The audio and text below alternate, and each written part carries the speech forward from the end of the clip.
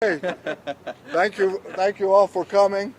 Um, I'm Rich Pellegrino. Well, you want me to wait on camera, but I'm Rich Pellegrino, co-founder of the Cobb Immigrant Alliance and also field director for Cobb SCLC, Southern Christian Leadership Conference, Dr. King's organization.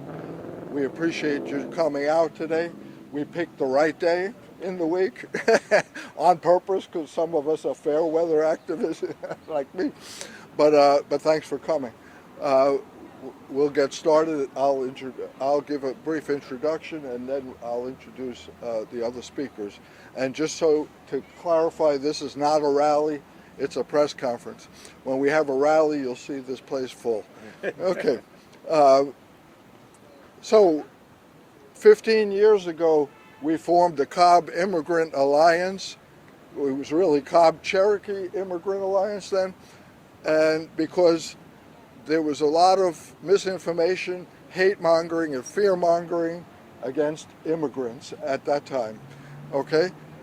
And we converted Cobb County into one of the most unwelcome places for migrants, both documented and undocumented, to one of the most welcoming in the country, okay? And we worked hard at that. A coalition of churches, faith communities, chambers of commerce, you name it, broad GOP, Democrat, Libertarian, the most diverse coalition. Because why?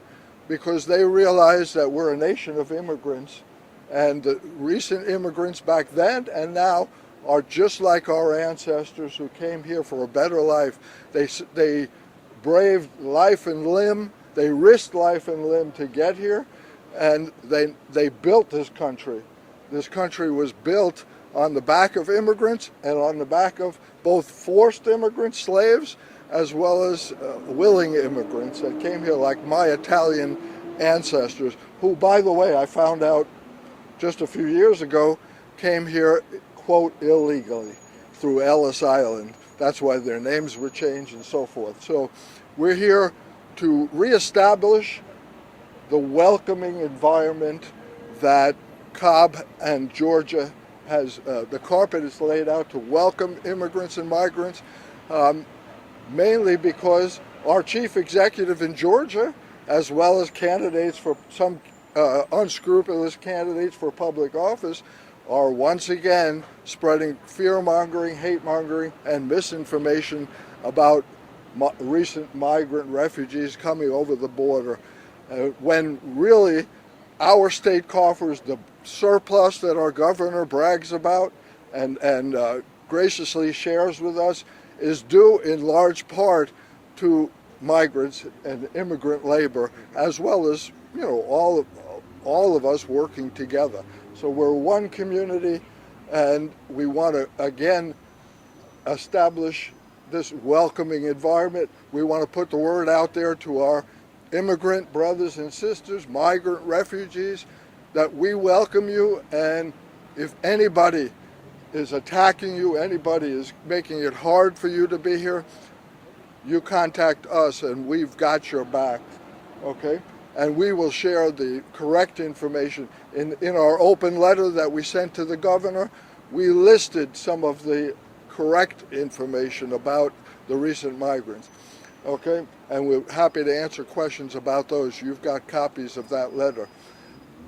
Thank you. So without further ado, I'm going to introduce some of our coalition members and speakers today. First, we'll have Dr. Ben, president of Cobb chapter of the SCLC. Yeah, thank you very much, and certainly want to extend my appreciation to the members of the press who still find it of interest to come out in the streets with us as we share with you both good news and bad news with respect to dynamics in Cobb County and in the nation. I'm conflicted now, knowing that this weekend was the 59th anniversary, the march from Selma to Montgomery, led by none other than Dr. King, that still there is that underbelly that has not been decimated yet, that finds reason and strength to raise its ugly head. So when I think about the celebration of 59 years ago, and then in my own state, the leader of the state, namely our governor, has positioned himself to be on the front lines of really behaving in a manner that is, to be candid, an embarrassment to our state. A state that for years has grown its wealth largely on the backs of immigrants. For years, they have been here working this agricultural state and culling the products that can be exchanged for money, currency upon which the state depends. It is not only disrespectful, but it is absolutely deplorable that he would be in the mix of an increasing number of political leaders who does not recognize that and have simply taken a crane and pulled down that woman who sits in the Bay of Manhattan, Lady Liberty, who in fact is the historic symbol of what this country is supposed to be. So SCLC, Dr. King's organization, will do all that it can to make sure that those doors, those floodgates, don't open up here in the state of Georgia. We'll also be attendant of the national movement. That is important, and if anyone who hears my voice takes anything away, I would simply want this: in Cobb County, in Georgia, and in the nation, there is no place hate-mongering, fear-mongering, intimidation of those people who, in fact, like many of our ancestors, came in here through Ellis Island. Thank you so much. Thank you. Thank you, Dr. Ben. Now, we're going to have a representative of law enforcement at the Sheriff's Department, because all law enforcement agencies will tell you, and thankfully I've seen on some of your reports regarding the tragic murder at UGA of the young student there, I've seen you interview other law enforcement professionals who said that do not blame the migrant or Hispanic community, because the communities where undocumented immigrants live are the safest communities in America. That's the research, what it shows. So we have, thankfully, our Sheriff Owens has sent a representative, Mr. Carlos Garcia, to share a message of hope and welcoming. Thank you. Carlos. Thank you. First off, my name is Carlos Garcia, and I am a member of the Cobb County Sheriff's Office, Hispanic Outreach for the Latino community here in Cobb County. And I am an immigrant and American by choice. I'm proudly to serve my community here in Cobb County. And this is it's been a long time since the Sheriff's Office and law enforcement agencies throughout Cobb, we've been working really hard to build trust and transparency among communities, especially immigrants and Latino and Hispanics communities here in Cobb County. We don't want we don't want history to repeat itself. We all of us want to live in a safe and secure community. But when we marginalize specific individuals for their legal status, we create an issue for everybody. Regardless, you're a citizen, American, immigrant, it don't matter. It's a public safety issue. But this is the reasons that I'm here, not just speaking on behalf of the Cobb County Sheriff's Office and Sheriff Craig Owens, but I'm also here speaking on behalf of the Latino Hispanic community residents of Cobb County. And one of the messages that we want to deliver today, working for the law enforcement agency, is that please do not be afraid, especially if you are a victim of a crime. Please come forward. We would like to hear from you. If you are a victim of domestic violence or any type of crime, we're still going to serve everybody regardless of their immigration status. Thank you. Thank you, Carlos. Appreciate it. Now we're going to hear from Mr. Gabriel Sanchez, who's a candidate for public office and also a member of the Hispanic community who's directly impacted by this hate mongering and fear mongering. And I'll let him share the district he's running in, which is a very diverse one in Smyrna here. Thank you. Thank you, Richard. Hello, everyone. My name is Gabriel Sanchez. I'm running in a Democratic primary for Georgia State House District 42, which includes Smyrna, Cumberland, Dobbins Air Force Base. But today I want to talk about, my story and my family. I'm a son of Colombian immigrants. I was actually born right here in Marietta, born and raised in Georgia. And I remember as a child seeing my parents Tennessee driver's licenses, and I always wondered why that was the case.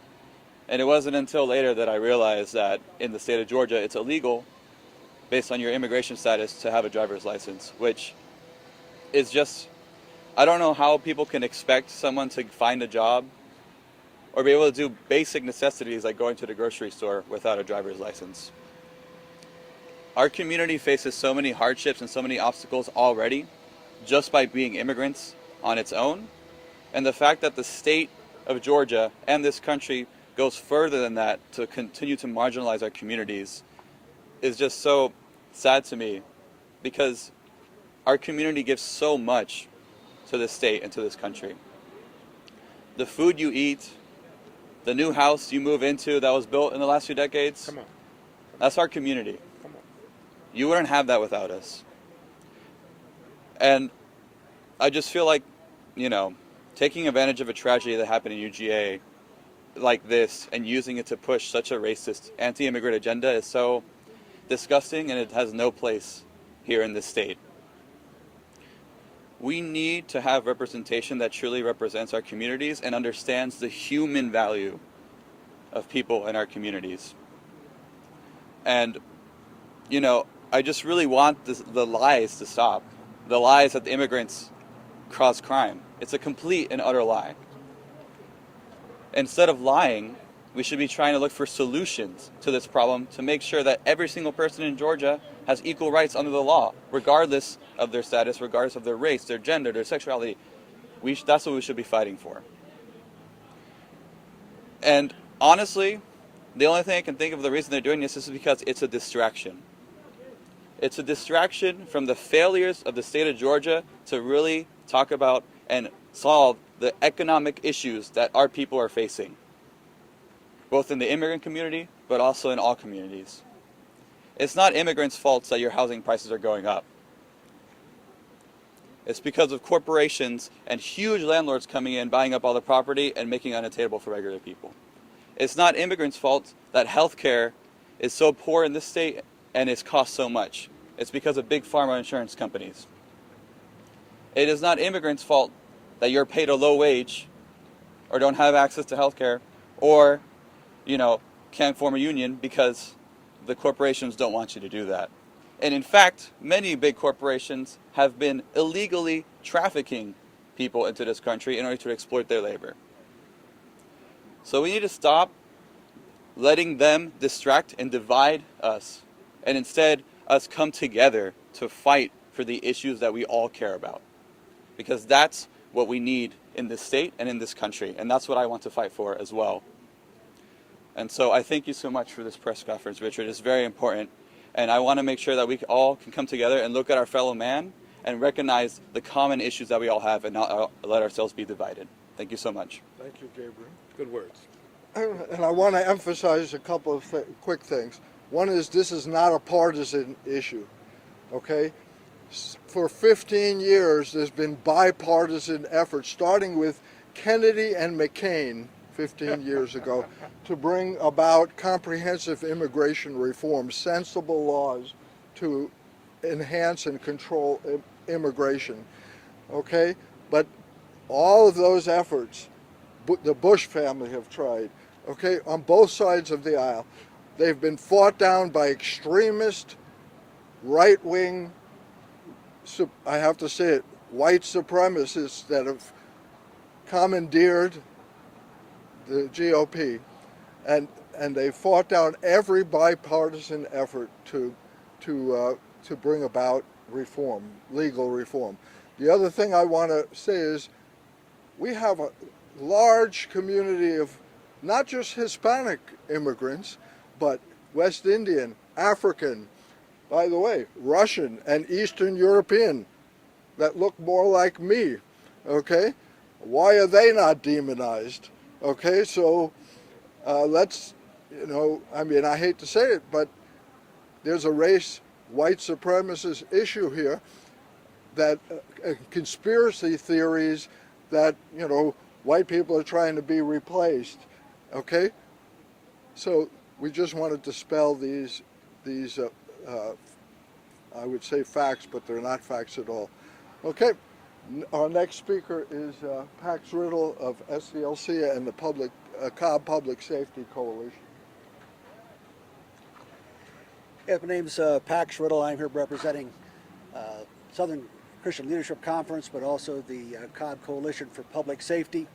And as these folks had said earlier, we spent many years here in trying to resolve some issues regarding immigration. And one of those was working very closely with our police departments and our sheriff's department regarding this 287G issue, where prior to that time, certain police officials would stop and hassle folks who looked like they might be an illegal immigrant and check for papers and all that sort of stuff. We got rid of all of that, and there's a reason for it.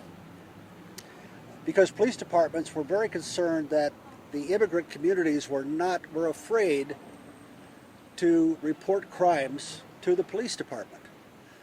And the police department needed their help in resolving these crimes, especially crimes against persons, where somebody got hurt, or domestic violence, or what have you, in order to catch the perpetrator. But everybody would remain mum. So I know nothing, because they don't want to interact with the police department. So the police departments in the county have worked very hard now for a couple of years to get rid of that. To wit, recently an example would be Chief Bill Westerberger had a town hall in Kennesaw to talk about public safety, and there was a large Latino turnout. And a lot of these issues got resolved, and folks were still thinking that shouldn't we be afraid of the police? They were hearing a lot of rumors. There's a rumor mill, conspiracy theories about what the police department is going to do to you if you are pulled over. They're going to steal your money. They're going to do all these kinds of things. So this is a constant effort that law enforcement is trying to build a bridge with these immigrant communities so that they will feel like citizens and cooperate with things as they go. So here we are now with another bill in the state legislature that wants to overturn this, and again require sheriffs, deputies and police departments to start hassling people again about their paperwork. We don't want to go backwards. We've already been there, and everybody's trying hard not to go there. Okay. The other issue about immigration, and I think it's important that we say, no, yes, there needs to be work that needs to be done at the border to fix a lot of problems. And recently we had a bill that came forth to do that. And certain members of Congress, as you all know, refused to listen to it. So if they don't want to fix it, they shouldn't be complaining about it. But one last issue, I did see an interview a couple of weeks ago with Chairman Powell of the Federal Reserve. And as you recall, President Trump appointed Mr. Powell to that position.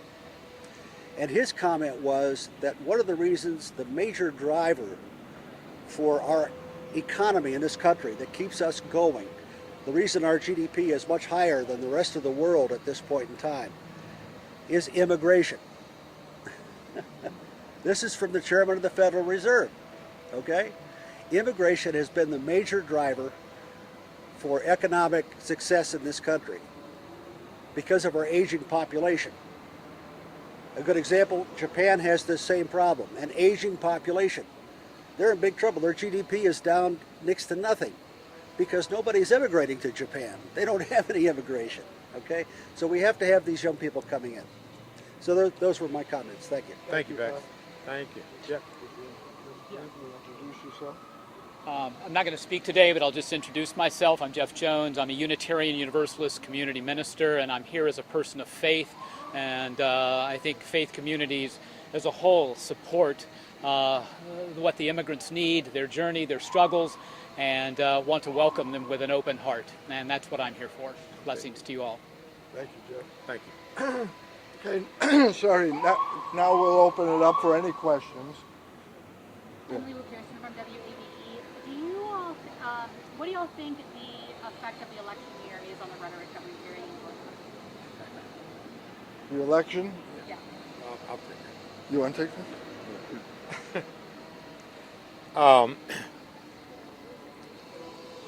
I'm glad you raised that question, because behind the question is always really the driver. Bashing immigrants now, bashing descendants of slaves at an earlier time, okay? In other words, finding some neck around which the tag can be put, quote on it, "You are the problem," is a tried and unfortunately true approach to keeping people divided. My sense is we're in an election cycle where, from where I sit, there is a major transition on its way in 2024. A major transition. And I think that the politicians know that, and they are pulling out everything they can to prevent that from coming into reality. Thus, where is the scapegoat? Them.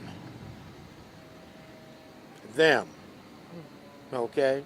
And them, them is really the rise in the political attacks on this wave of immigrants. Thank you, Dr. Lee.